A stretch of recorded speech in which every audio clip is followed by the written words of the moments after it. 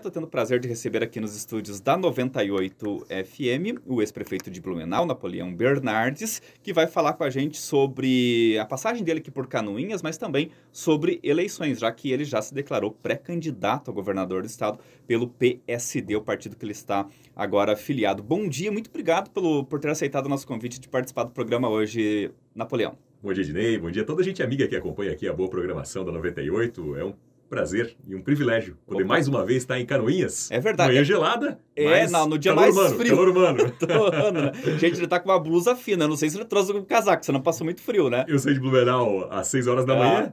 E aí a gente foi acompanhando aí o subir da temperatura. Porque então, ao longo da estrada, 1 grau, 2 graus, 3 graus. Mas Blumenau tava gelado como tá aqui? Não tanto quanto aqui, né? com Porque certeza. Blumenau é uma cidade muito quente, né? É. As lembranças que eu tenho mais de Blumenau, das poucas vezes que eu fui, é que é muito quente. Blumenau é extremo.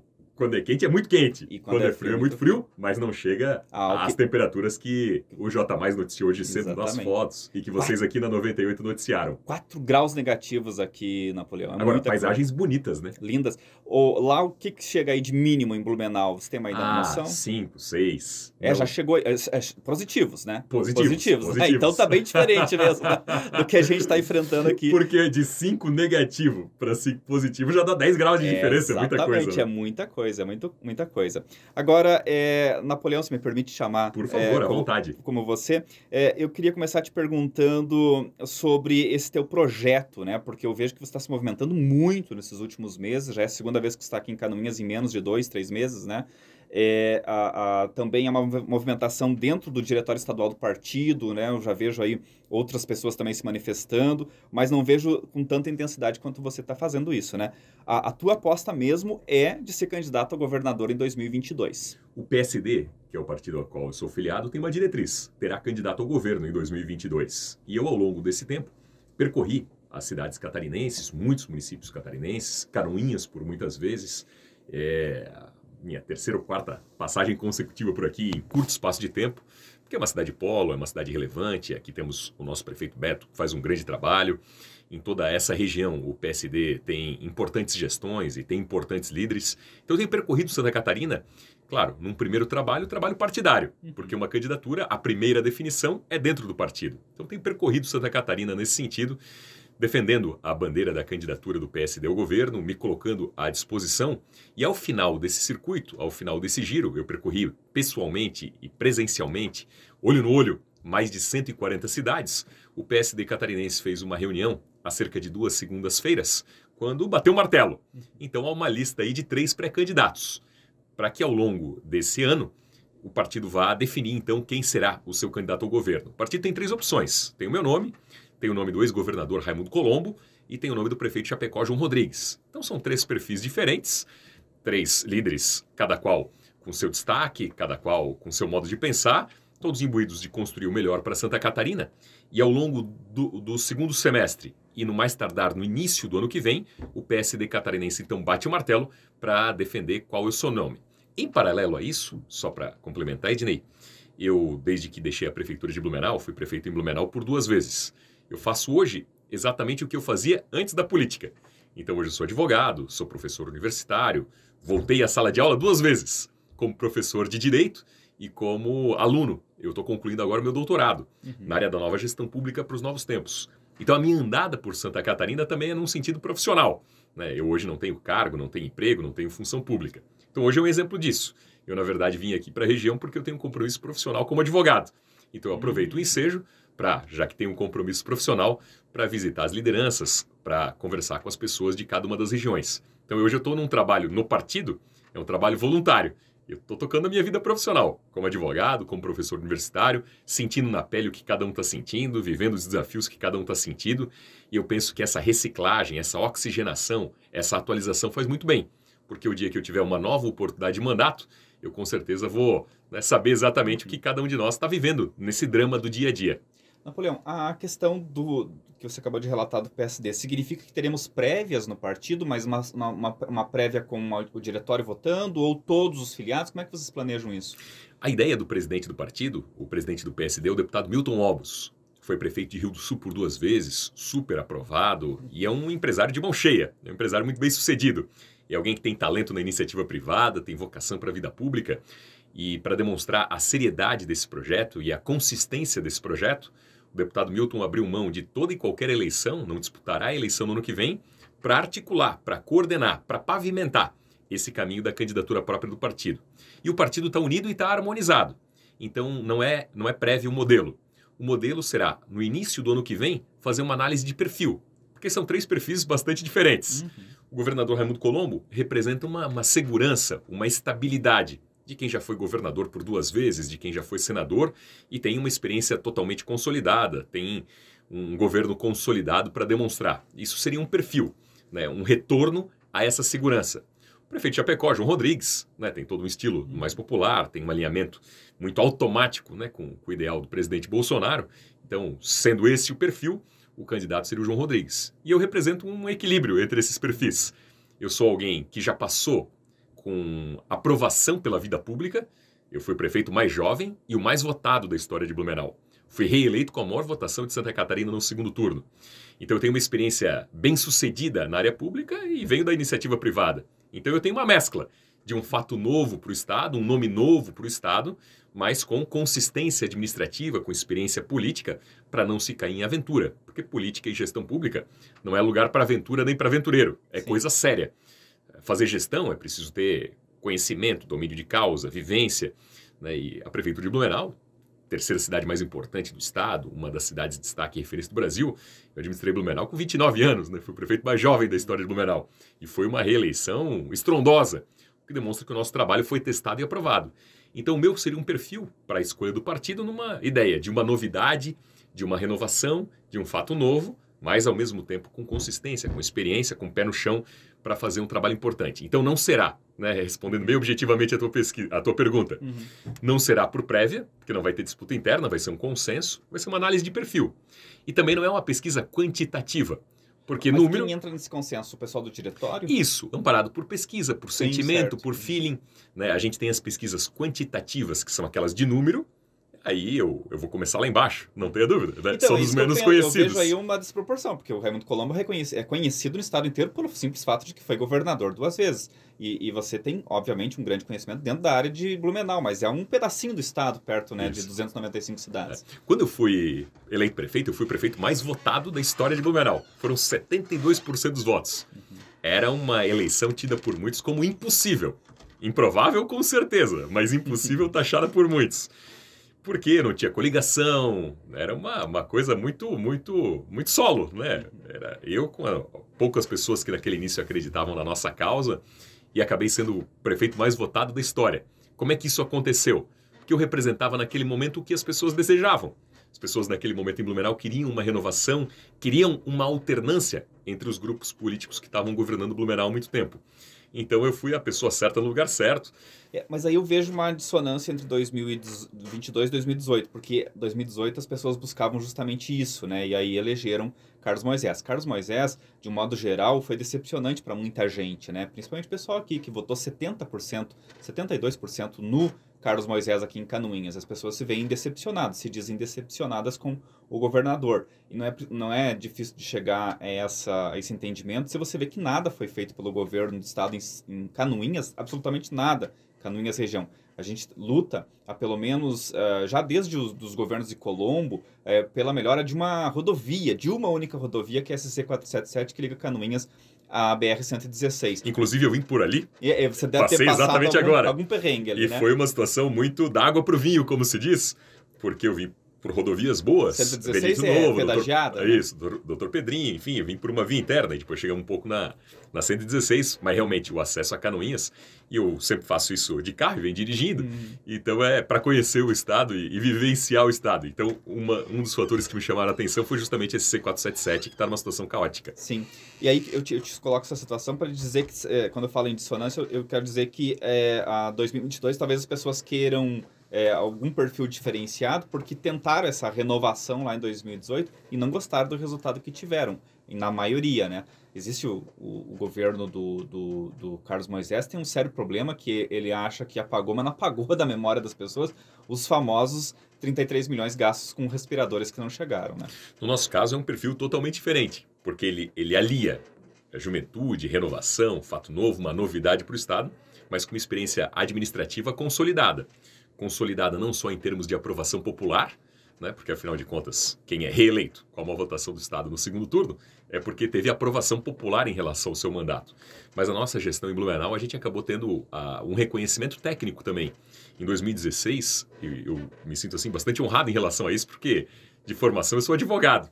Né, e eu fui reconhecido pelo CFA, que é o Conselho Federal de Administração, como gestor público do ano em 2016. E depois fui convidado, inclusive, para palestrar no Banco Mundial, na sede do Banco Mundial em Washington, na abertura do Fórum Global do Banco Mundial a respeito de integridade, de governança, a respeito de transparência. Então, a nossa gestão ela teve uma aprovação técnica, recebemos muitos prêmios de boas práticas em termos de gestão pública. Né? Então, além do reconhecimento técnico, teve a aprovação popular. Então, no nosso caso, é uma mescla, né, de trazer, por um lado, uma renovação, que é sempre importante, né? Renovar as esperanças, né? Ter um desejo de novos ares, de novos caminhos, de novas visões, até porque o mundo vive novos tempos, né? As coisas estão bastante aceleradas. Eu gostaria de aproveitar justamente esse frescor, né, em termos de novidade política, em termos de novas ideias políticas que eu vejo que você tem para te fazer uma pergunta que a gente faz aqui, é todo político que chega aqui e que a gente nunca chega numa resposta plausível, sempre respostas muito preparadas, prontas, né? Há um déficit de atenção e de investimentos histórico do governo do estado para com o Planalto Norte. Isso vem de governos de muitos outros governos. O Luiz Henrique, que eu sei que é uma pessoa que você admirava muito, né, instalou aqui a Secretaria de Desenvolvimento Regional, sede Canoinhas, assim como teve em Mafra e outras 36 cidades pelo estado. E isso deu uma falsa sensação de que as coisas iriam, porque foi criado o Conselho de Desenvolvimento Regional, tudo passava no Conselho, porque tudo era prioridade, né? Mas não tinha dinheiro para isso. É uma questão complicada, porque você tem, de um lado, cidades como Blumenau, Florianópolis, Chapecó, Criciúma, que são grandes proporcionam muito do PIB de Santa Catarina, e elas merecem, por conta disso, um investimento maior. Mas se você deixar essa região aqui vivendo essa depressão econômica que vive por ad eterno, nunca vai sair do que é. Ou seja, o Estado nunca vai ser uniforme em termos de riquezas, né? Colocando essa situação que eu vejo bem complexa, eu queria ouvir a tua opinião a respeito. Não, o diagnóstico, Ednei, está perfeito. Santa Catarina, nas origens, né, o que tornou Santa Catarina um estado diferenciado para o Brasil e para o mundo? O seu modelo de desenvolvimento, que foi um modelo de desenvolvimento equilibrado. Regiões que, claro, têm características culturais, humanas, geográficas, que são totalmente diferentes, mas Santa Catarina sempre foi, de certa forma, equilibrada em termos das suas regiões. Com o passar do tempo, em virtude desse fenômeno que tu diagnosticas aqui, o que tem havido é realmente um movimento de muitas pessoas saindo das cidades menores ou saindo de regiões que têm menos atenção e menos investimento para outras que acabam tendo mais atenção, mais investimento, na percepção das pessoas, eventualmente mais oportunidades. Isso tem feito com que algumas regiões tenham tido inchaço, em termos populacionais, em detrimento de outras, né, que acabam encolhendo. Eu tenho um estudo do próprio estado de Santa Catarina, de entidades de classe aqui do estado de Santa Catarina, há um número importante de cidades catarinenses, cerca de 80 cidades catarinenses, que ano a ano encolhem a sua população. Olha que coisa interessante, Santa Catarina tem 295 municípios, tem 295 cidades. Cerca de 80, ao longo do tempo, tem diminuído a sua população. Isso é muito emblemático. Quando alguém deixa a sua cidade, e quando a cidade perde população, né, em números absolutos, né, tem nascimentos, e se a cidade perde população, é porque, enfim, está havendo uma grande evasão. Isso significa uma desesperança, por um lado, é a busca por uma nova oportunidade. Então, o equilíbrio entre as regiões, retomar e resgatar o equilíbrio entre as regiões é fundamental para retomar aquela condição inicial, que foi aquela condição inicial que garantiu os indicadores e a performance que Santa Catarina tem do Brasil em relação ao Brasil e em relação ao mundo. Qual seria um fator-chave em relação a isso? Primeiro, óbvio, né, é a questão de investimentos. Eu tenho uma visão que o Estado tem que ter um programa, né, que eu batizaria de dinheiro direto na cidade. Que não é com novas estruturas, que não é com secretaria, que não é com gente, porque eu penso que o governo e o governador tem que estar pessoalmente presente. E eu penso que mais importante que isso é que quem conhece os desafios locais e regionais são as lideranças locais e regionais. E o governador tem que estar, né, com a cabeça tranquila para justamente poder olhar as perspectivas de atração de investimentos, de empresas, de negócios e de oportunidades. Então, em resumo, né, o que o Planalto Norte produz, o que Canoinhas produz, o que o Planalto Norte produz, na sua grande medida, tem que ficar para ser reinvestido aqui. E decidido por quem? Pela comunidade local, que é quem mais sabe as demandas, as necessidades. Isso deixa o governo liberado para quê? Para investir no estratégico. SC477, o acesso a Canoinhas, outras interligações. O Planalto Norte tem várias possibilidades de ligação com o Alto Vale, por exemplo. Então, na interligação do Planalto Norte com o Alto Vale, né, há uma condição de retomada econômica da ponta dessas duas regiões e fazer uma indução do desenvolvimento. Quando a gente abre caminhos, novas rodovias, ou a potencialização de rodovias, ou interligação entre regiões, isso é abertura de caminhos. Eu digo que um estado é como o corpo humano, né?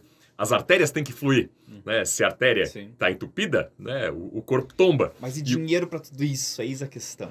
Bom, tem? Por um lado, existe a gestão, né, que é fazer a economia na ponta, apertar o cinto, cortar gordura, lupa em relação ao desperdício. Por outro lado, o mundo tem oportunidades de investimento. Eu, como disse, tive a oportunidade de palestrar no Banco Mundial, fazer a abertura de conferências internacionais do Banco Mundial. O mundo está em busca de oportunidades para investir. Quando se abrem caminhos, interligando as regiões, existe toda uma nova oportunidade de trazer empresas, de trazer investimentos, de trazer negócios para cá. E o mundo está em busca de fazer esses investimentos. E a contrapartida pode ser um investimento, por exemplo, na logística, na infraestrutura. A questão do governo do estado está preparando para o seu sucessor uma bela de uma folha de pagamento, né? Porque só o funcionário, claro, os professores e quem vai se dizer contra o aumento dos professores, mas isso vai inchar a folha, R$5.000 de piso. Claro, tem a reforma da Previdência, está sendo discutida na Assembleia, mas aí você vai ter, certamente, o próximo governador vai ter uma folha bem mais inchada. Eu acho também, talvez seja uma opinião de leigo que não está tão por dentro do assunto, mas eu vejo que só é possível que hoje o Carlos Moisés possa conceder esse aumento para os professores e prever agora para a saúde e para a segurança pública, porque ele investiu muito pouco em obras no Estado, né? Isso de forma geral. Não sei se é a mesma percepção que você tem, mas eu acho que de alguma forma o Carlos Moisés vai deixar uma herança difícil de ser administrada pelo seu sucessor, porque são compromissos que precisam ser cumpridos todo mês. Há uma coincidência de fatores que estão levando a essa capacidade de investimento. Por um lado, o governo federal, em virtude da pandemia, acabou suspendendo para os estados a necessidade de os estados pagarem os juros com a dívida que os estados têm com a União. A dívida dos estados, e Santa Catarina é diferente, né? Com a União é coisa de bilhões. Então, qualquer juro de bilhões é muito dinheiro. Então, mais ou menos para o ouvinte entender melhor, né, eu pego o exemplo da minha casa, né? Eu moro lá em Blumenau, é uma casa financiada. Aí veio a pandemia, né? Gera dificuldade para todo mundo, para nós também. E aí veio aquela oportunidade de, entre aspas, pausar o financiamento. Então a gente segurou o financiamento por 2 anos. Não quer dizer que aquela dívida deixou de existir. Então não é que aquele dinheiro está no bolso e a gente pode gastar como bem quiser, porque aquela dívida vai voltar. A gente só suspendeu o pagamento. É mais uma herança maldita para o próximo governador. Os estados, então, estão, entre aspas, pausados, né, na necessidade de pagar aquela dívida, que é uma dívida, assim, bilionária. Então são 2 anos aí de suspensão, mas essa conta vai voltar. Por outro lado, a arrecadação do Estado cresceu, porque Santa Catarina tem uma economia diversificada, o agronegócio de Santa Catarina, né, leva a economia catarinense adiante de uma forma assim, muito consolidada. E aí, nesse campo específico, Ednei, eu preciso fazer um reconhecimento ao ex-governador Raimundo Colombo. Só para a gente resgatar a memória, o Brasil passou a maior recessão econômica da história no período em que o governador Raimundo Colombo era o governador de Santa Catarina. Por que eu conheço bem essa história? Porque eu era prefeito de Blumenau naquele período. Então a gente pegou a maior recessão econômica da história do Brasil naquele período, de 2014, 2015 e 2016. E aí a arrecadação estava em baixa. O que a maioria absoluta dos estados fez? Aumentou o imposto. Só que aumentar imposto não é a melhor solução. Pode ser uma solução de curto prazo, entre aspas, para um estado. Porque aparenta que o estado está arrecadando mais para fazer frente aos investimentos que tem. Só que isso é aquela história da faca de 2 gumes, porque ao mesmo tempo está levando a economia a não ter competitividade, está asfixiando, né, quem tem uma empresa, quem tem o seu pequeno negócio, quem produz, né, tá argolando essas pessoas. E aí, no fim das contas, vai ter mais empresa fechando, vai ter mais desemprego. O governador Raimundo Colombo teve uma coragem muito grande naquele momento e é um reconhecimento que poucos fazem, mas é importante que seja dito. Ele, ao contrário de todos os outros estados do Brasil, ele reduziu impostos. Para pegar 2 exemplos, na região do Vale do Itajaí, a região lá tem o têxtil muito forte. as empresas têxteis iam fechar. E aí, graças a subsídio econômico, incentivo fiscal, redução da carga tributária, hoje os empregos que existem na área têxtil do Vale do Itajaí, se não fosse aquilo naquela época, hoje estariam literalmente na China. Literalmente na China, ou no Paraguai, né? Porque tem menos carga tributária e tal. Então, com ele reduzindo impostos, essas empresas se mantiveram e tiveram capacidade de reinvestir para hoje gerar esse boom de arrecadação que está acontecendo. Pegar o exemplo do agronegócio. Também teve redução de imposto naquele período, porque Santa Catarina não era tão competitiva em termos de custos quanto Mato Grosso do Sul. Por isso tanta gente foi para o Centro-Oeste. Por isso o Centro-Oeste bombou no agronegócio.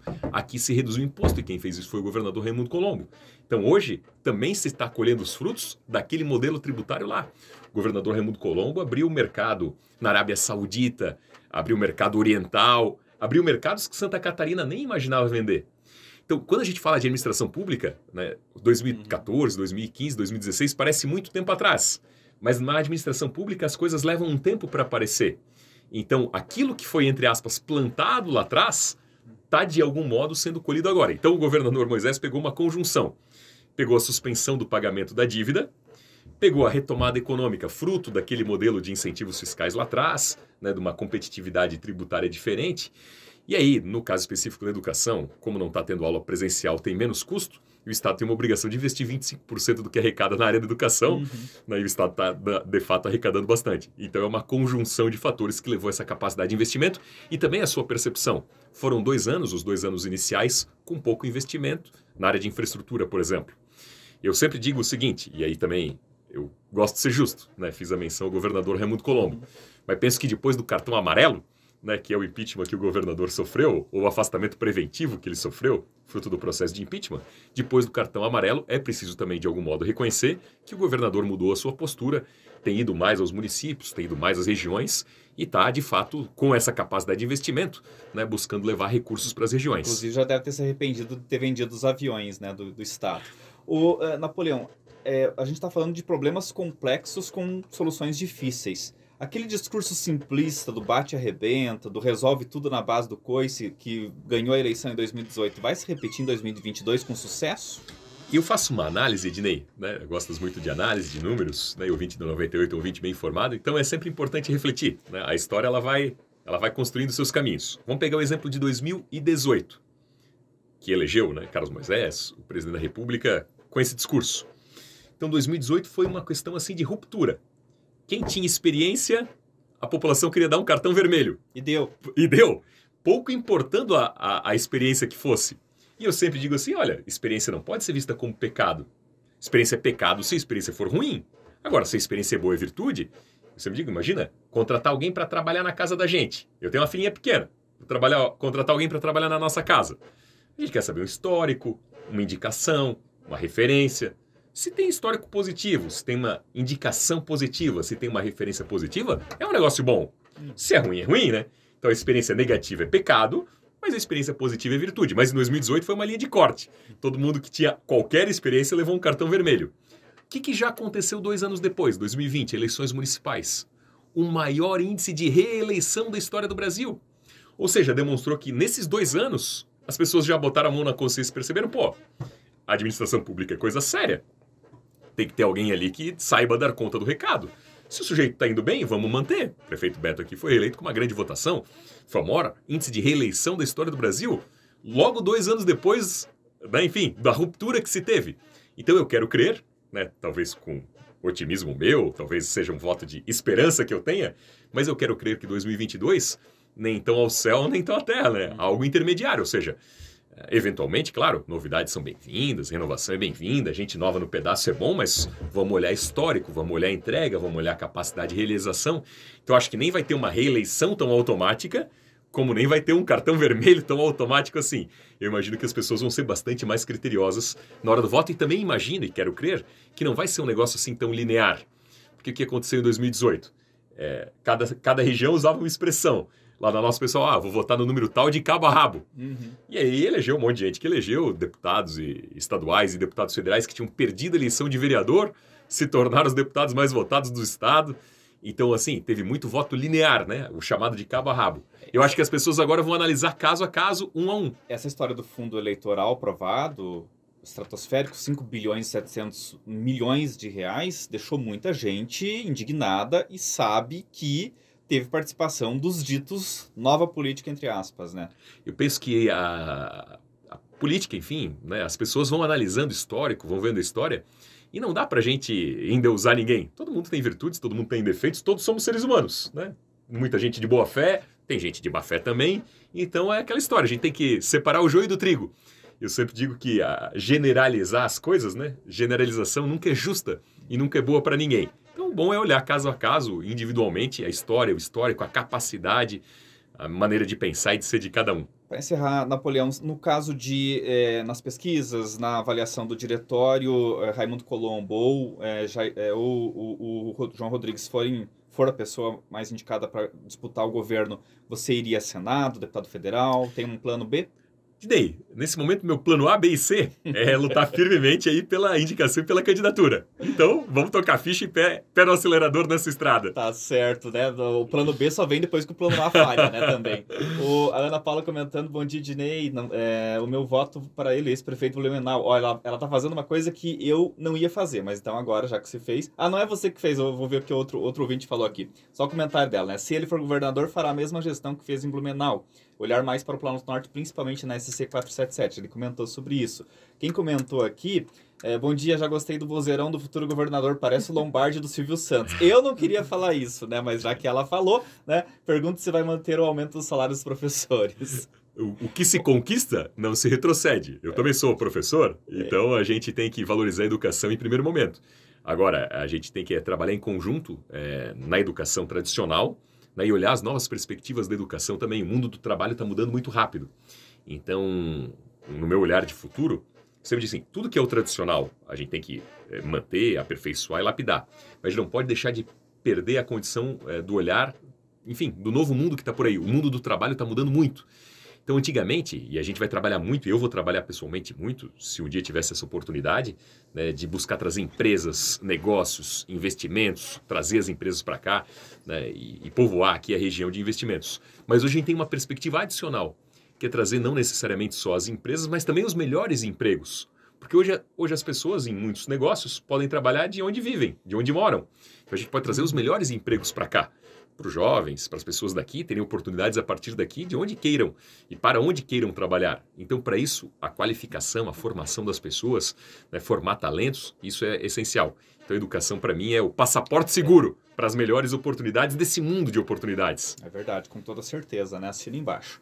Napoleão Bernardes, pré-candidato a governador do estado pelo PSD, muito obrigado por ter disponibilizado esse tempo para conversar com a gente e senta-se convidado sempre que quiser participar aqui do programa, né? Outro comentário da dona Rosane Damasceno, eu gostei do ex-prefeito de Blumenau, numa ocasião de um campeonato de bolão. Ele era muito elogiado pelos munícipes, investimento grande no esporte. Dona Rosane é uma jogadora de bolão nata, né? Que legal! Eu recebia muitos atletas lá, a gente se divertia junto e acolhia o bolão lá em Blumenau. É muito, muito legal. Os campeonatos, sem brincar, os campeonatos das meninas eram sempre os mais animados. Então era uma agenda que eu gostava muito de fazer. E eu mando um abraço e um beijo aí para os ouvintes que se manifestaram. Agradeço aí as deferências elogiosas de todos. E vamos pensar o seguinte, né, Dinei? Então, pegando o exemplo ali do que falou do Lombardi, então o plano B é mandar o currículo aqui para 98. Você que você mandar para o SBT. Até porque o Silvio Santos está, né, agora lá em Miami, não volta mais, faz mais de um ano, né? Quem sabe tem precisa de um substituto. Vamos lá, começar, né, aqui pela 98, tá de bom tamanho. Então tá bom, vai ser muito bem-vindo. Muito um abraço, obrigado, Dinei. Um abraço para você, obrigado também pro Felipe que está te acompanhando aqui e até a próxima.